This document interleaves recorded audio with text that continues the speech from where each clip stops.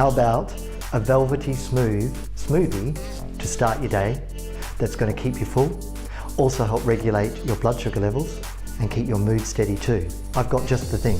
I'm going to start off with half an avocado, packed full of essential fatty acids, terrific for hair, skin and nails, and also to hit the satiety center in the brain to keep you full.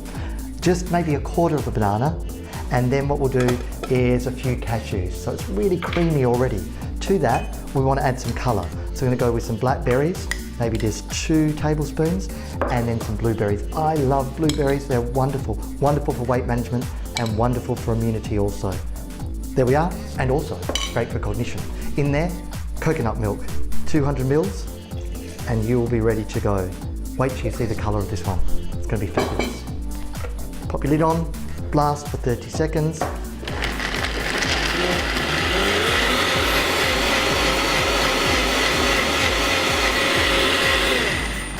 You are going to be seriously impressed with this one, and so is your waistline. This is going to keep you in shape and it's going to nourish the body at the same time.